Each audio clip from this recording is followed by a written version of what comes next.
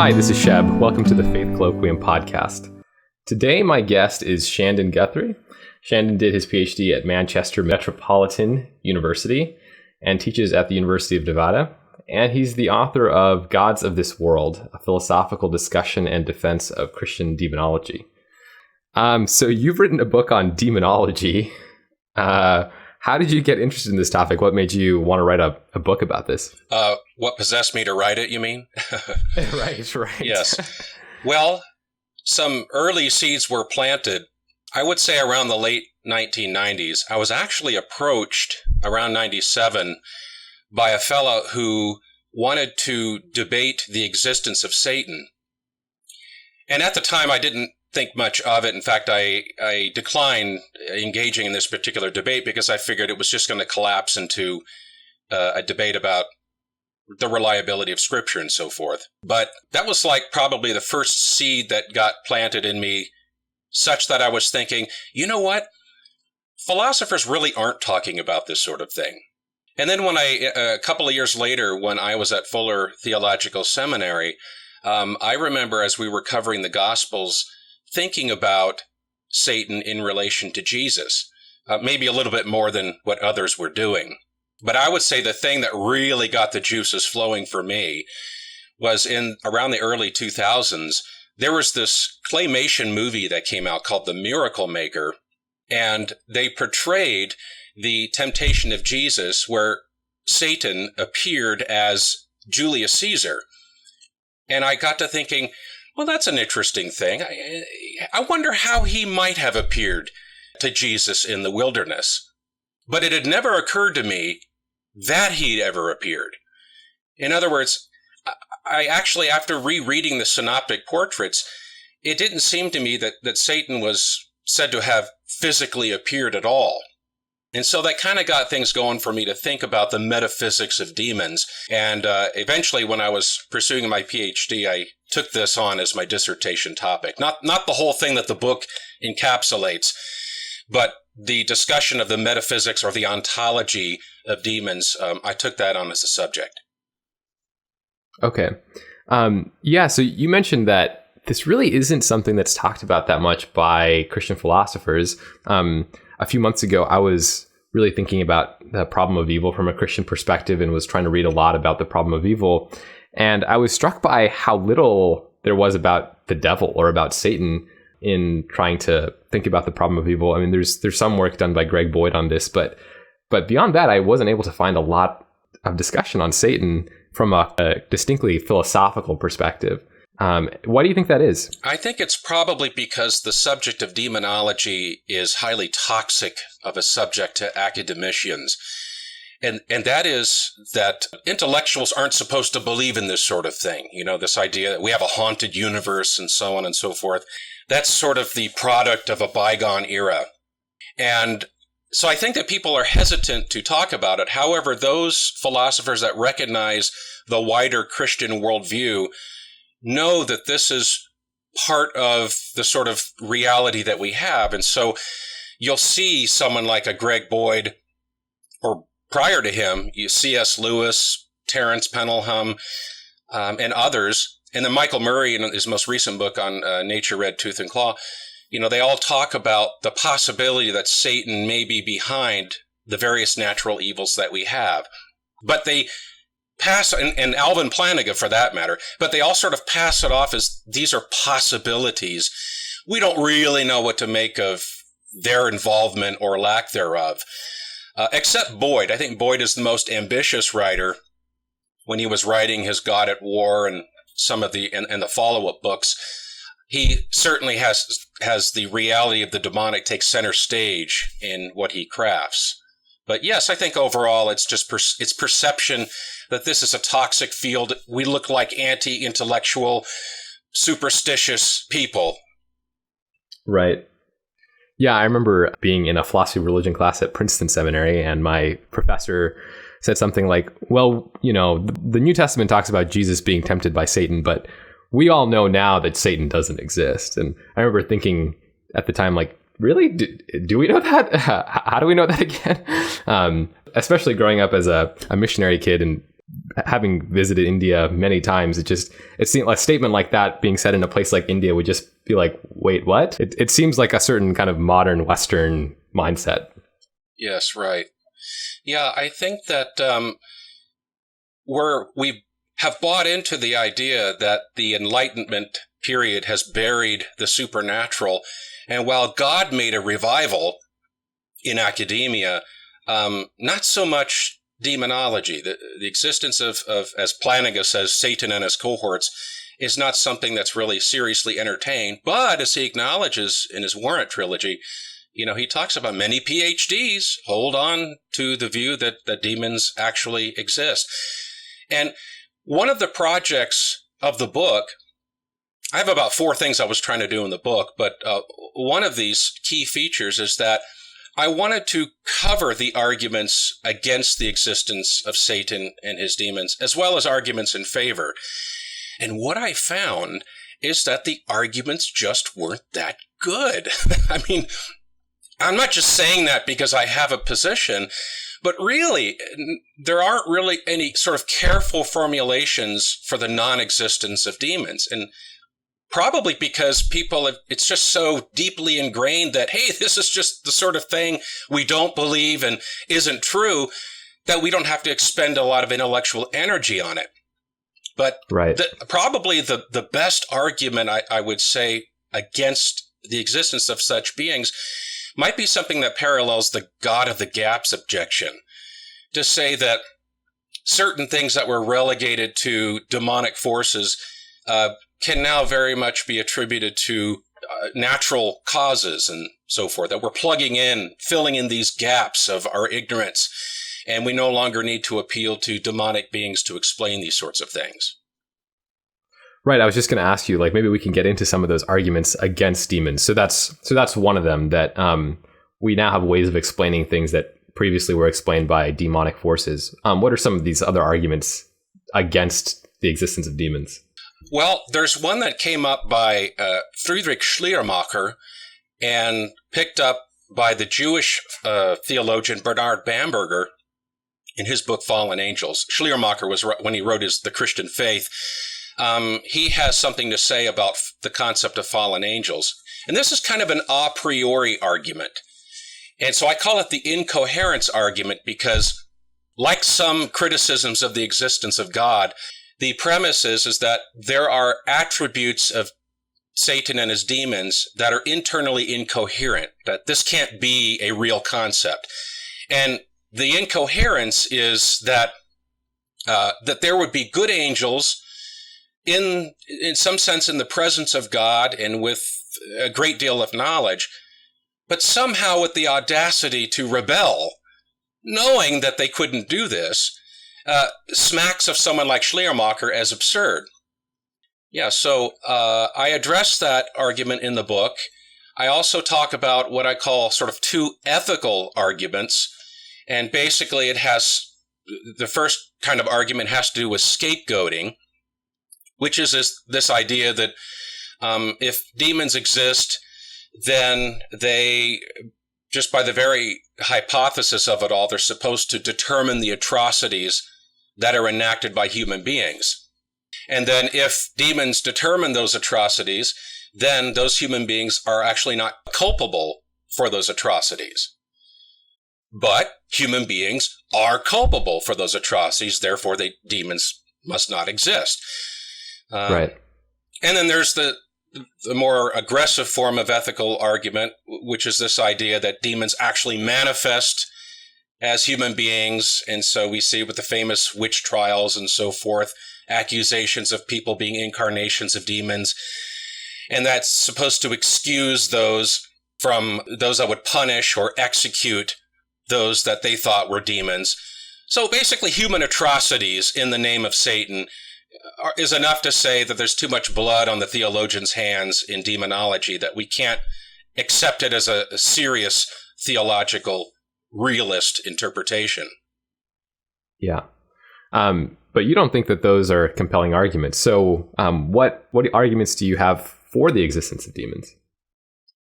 Of course, just so your listeners know, I do respond to those arguments. I don't leave everyone hanging on that. I do interact with that.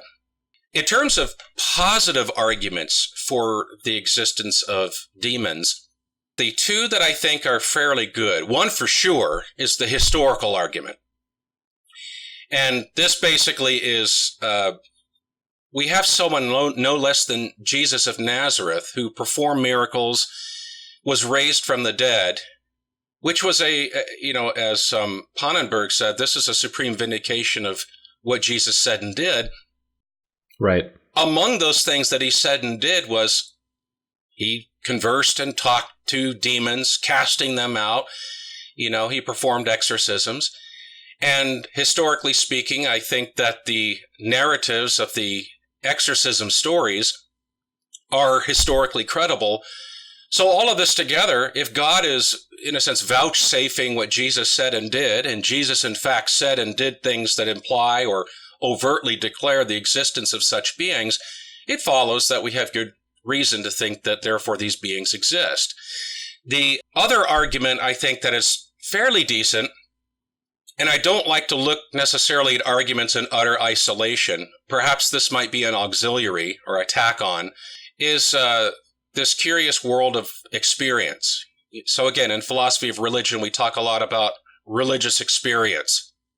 Also, William Alston speaks of, religious experience as perception. William James talks about it. And of course, Alvin Plantinga, talks about it. And I try to harness that insight and apply it to diabology. And so I talk about the various kinds of sort of diabolical harassments that people might get, temptations. But perhaps the most dramatic ones are possession cases, because those are witnessed not only by the victim or those that claim to be possessed, but also by percipients that are nearby and observing, the priest and so forth. So while I wouldn't put too much stock in that, I do think that it's rather interesting. The particular accounts as they're reported have interesting features. They're seem to be publicly witnessed, multiply witnessed by a variety of different people, some disinterested, some even agnostic, like Richard Gallagher, the psychologist out of New York. I think he said he was agnostic and had a variety of different encounters with possession cases, and that moved him to see this as a real thing. So I'm open to that. I think it's good. It definitely conforms well with the synoptic portrayals, given that I think that the historical argument is a good bedrock. Taken together, this, I think, presents a somewhat powerful cumulative case. So let me say something about that first argument. Couldn't someone say something like this? Well, these New Testament writers lived in the ancient world, and we now know that there are things like mental illness and disabilities and things like this. And so what the stories they recounted, they interpreted those things as being Jesus talking to demons or something like that. But actually what was going on is just a case of mental illness. But this is just how they interpreted the story. Well, I'm cautious, first and foremost, over the idea of any retro-diagnosis. So I know that we in the 21st century figure ourselves pretty clever to say that so-and-so had this kind of mental illness or condition, that the convulsing boy exorcism story was really an instance of someone with epilepsy, when really we only have what we might call symptoms, just barely given. Now, here's the dirty little secret about trying to say, no, these were actually mental disorders in the case of possession cases. It's that when this was a shock to me when I was researching it as well, but when you survey what psychologists and psychiatrists have to say about mental disorders, they do not have a handle on what the causes or the etiologies of these things are. When you read the Diagnostic and Statistical Manual of Mental Disorders, these are categorizations of what are called syndromal clusters. That's fancy speak for there's a certain grouping of symptoms that seem to happen together when this condition is prevalent. So we could say, you're suffering from clinical depression because you have this particular kind of mood. It's affecting your life in this way and so forth. But they are very hesitant to speak about causes whatsoever. And they're halfway acknowledging that this is a live possibility, that there could be sort of alien spirits. I don't mean extraterrestrial, but what we might say is non-physical forces acting on these people. The door is wide open. The DSM accords with that kind of interpretation. So the field of dealing with mental disorders, they're not doing metaphysics. They're only interested in the symptoms that somebody might have, and then in treatment strategies and managing those symptoms. They're not interested in positing causes, and in many cases, they don't even know what they are. There's for the vast majority of them, wouldn't be a single cause anyway. So it really is not a criticism of the reality of the beings behind these possession cases in the Gospels to say, oh, well, there might be a mental disorder present here. To which my response would be, well, even if there were, that doesn't mean there isn't demonic activity. That's not to say that demons cause any and all mental disorders. It's just that these work in harmony. These, to charge someone or to diagnose a mental disorder is not to diagnose a cause, only a set of symptoms. Yeah, so you had this really helpful illustration in the book where you talk about, someone may find themselves like allergic to black pepper, like they're sneezing because of black pepper. It doesn't follow from that someone couldn't like, throw black pepper in your face, right, and make you like cause you to sneeze, right, like, a lot more than usual or something like that, knowing that you have this allergy to pepper. Right. Yeah, because I use the analogy of medical diagnoses, and I give the example of tinnitus as well as sneezing, where the DSM, in effect, is saying, hey, this person, to use the medical equivalent here, this person is convulsing and then expunging some mucus in what looks like a sort of violent evacuation through the nose. But that's not to indicate what the cause is. It could be that someone threw pepper in my face. I might be suffering from some kind of infection. In other words, to say that I'm sneezing is not to identify what the cause is. And similar to that, to identify a mental disorder is equally not to identify what the cause is. Okay. So it sounds like with this first argument, then, is it fair to say that you kind of do have to make an argument for the reliability of the New Testament accounts? Yeah, at some point you have to start somewhere. And because much ink has been spilled over the subject of historical reliability, as well as defenses of Jesus' miracles, not the least of which is his resurrection, I just defer to the literature on the subject. And I have to move on to advance the conversation here. Okay. So maybe the last question I'll ask you is, there's a lot of discussion about the first few chapters of Genesis and the fall, and whether we should read Genesis 3 as being a report of a historical fall. I'm just curious to hear your take on how we should read that kind of temptation narrative in Genesis 3. I know you talk a little bit about this in the book, but what do you think are kind of the orthodox options for Christians in looking at Genesis 3? All right. Well, yes, that is a conversation that's taking place, usually in the context and climate of trying to talk about the origin of human beings, the origin of all life, really, and the creation account. How are we to interpret this? And much ink has been spilled trying to, with the warring factions, these intramural discussions about what do we make of the 6 creation days and the 7th day of rest and all of that. What I do in the book is, if I'm going to look at an objection to my view, I want to look at it in the strongest light.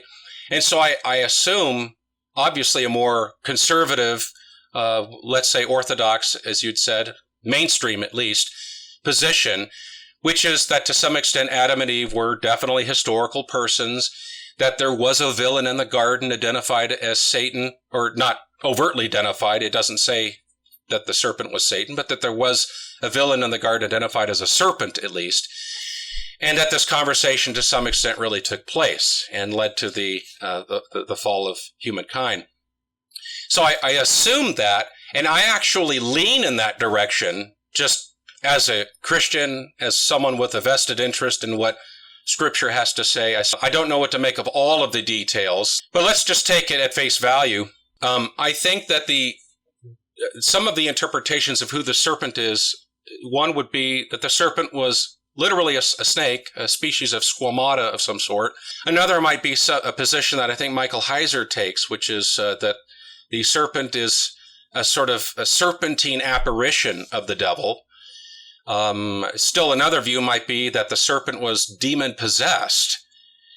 The problem I have with possession view is that you have to conjure up powers for this possessing spirit because serpents can't speak, right? And again, an apparitional view requires the same sort of power. You have to have this grand power with which to facilitate something that's perceptible by the five senses. So rather, I think that the passage, in my opinion, makes the most sense in seeing the serpent not describing the appearance of the villain, but as the first verse of chapter 3 suggests, which is that the being is a serpent because it's crafty. So it's really describing the character traits. And so this is clever because, of course, Moses, or ultimately whoever is writing the Pentateuch, he or they are not writing in a vacuum. They're writing in the context of the ancient Near East, where the serpent was a common representative icon for their regime. Pharaohs would have it on their hats, and the Babylonian deity Marduk was represented by a serpent dragon. Serpent dragons were very common in the ancient world. So this could be a sort of roundabout way of, as the later Pentateuch actually does, like in Deuteronomy, ascribes demonic forces behind these regimes that run up against Israel.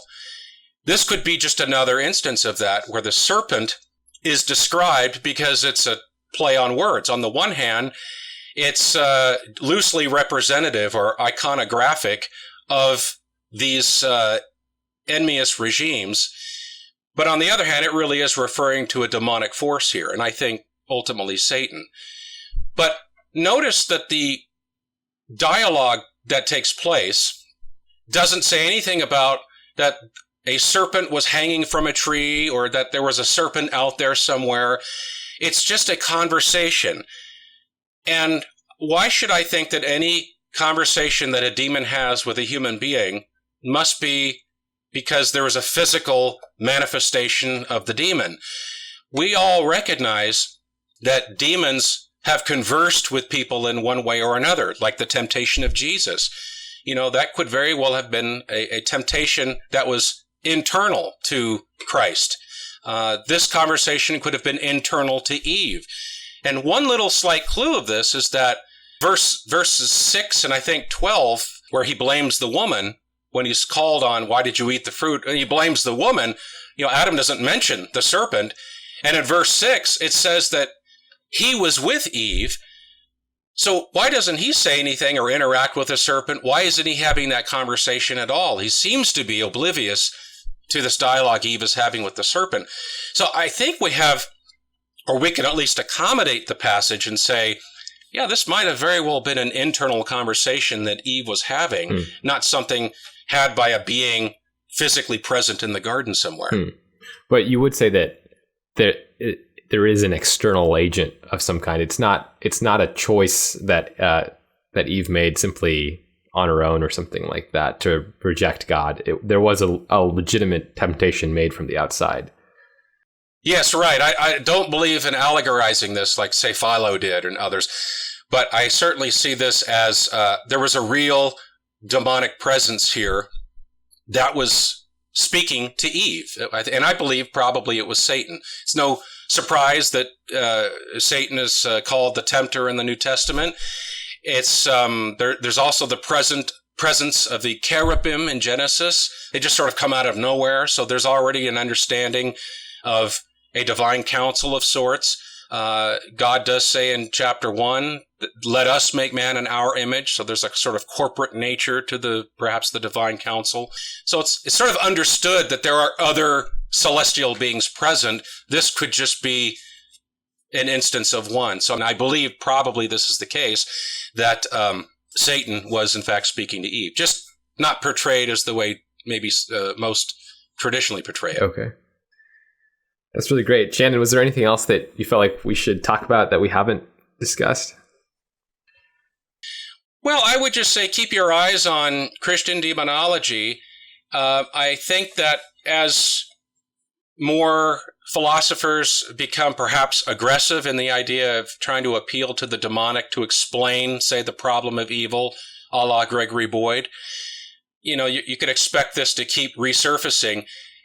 And my thesis, in effect, responds to that notion, because if I deny that demons can directly interact with physical things like that at all, other than through the vehicle of, other minds, then they don't have the power to affect natural laws or manipulate physical objects. And I know that there's going to be pushback on that about, well, what about paranormal hauntings and so forth, all of which are in the book. Don't worry.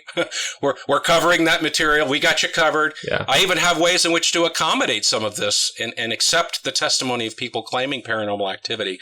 But this isn't going away. It's, as Christopher Partridge, one of my doctoral examiners, once said in his book, or actually named his book this, that we have a re-enchantment in the West. And so this conversation is only going to elevate, not diminish.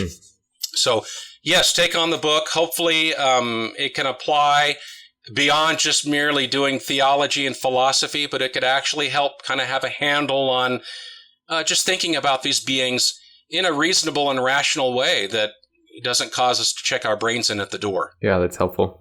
That's good.